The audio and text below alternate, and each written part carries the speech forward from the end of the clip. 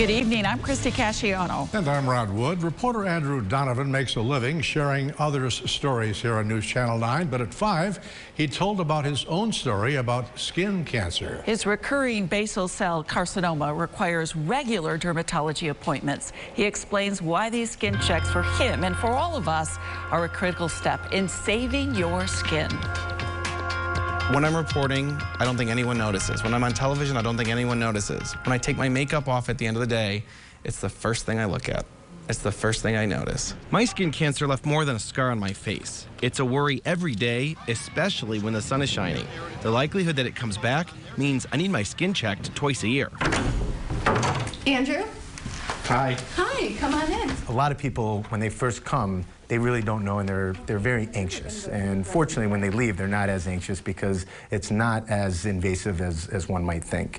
So what's going on? Nothing. Before Dr. Brian Rayfield examines me, he asks if I've noticed anything out of the ordinary, since I'm the one who knows my skin best. We get a lot of patients that come in and say, I had this pimple for a year that continues to bleed when I wash my face.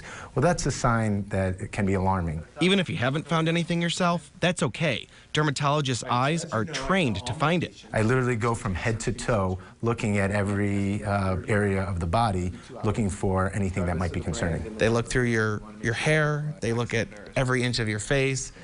They literally look in between your toes, even where the sun doesn't shine, because cells anywhere, including the bottom of your feet, can have a mutation. We look for things that should not be on the skin, whether it's something that's bleeding, something that's red. Looking closely at spots in which one half doesn't match the other, that have uneven borders, that grow too big, or keep changing over time. I think everybody could benefit from a skin check probably once a year because sometimes lay people just don't know what to look for. So it's people that have a lot of sun damage, grew up as kids that had sunburns.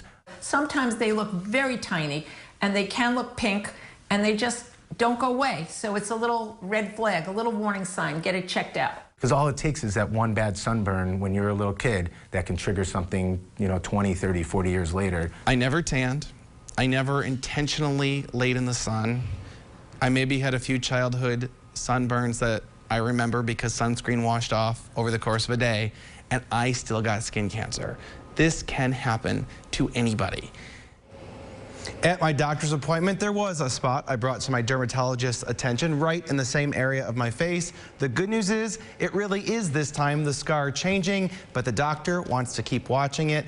Rod and Christy, the biggest thing that I hope people take away from this, in the words of my dermatologist, sunscreen, sunscreen, sunscreen, wear it every single day, SPF 30 or higher. Yeah, you got to make it part of your routine, just like combing your hair. You just have to put it on.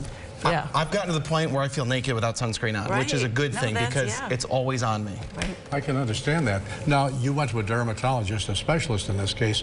How about your primary care physician? Can he spot something like this? I think they're trained to spot things superficially, and they have a general idea of what might be wrong, and they will refer you to a dermatologist, though, who are specially trained to notice. They're the ones that can do a biopsy to determine if it's skin cancer or something else. Good advice. All right. Thank you, Andrew, thank you.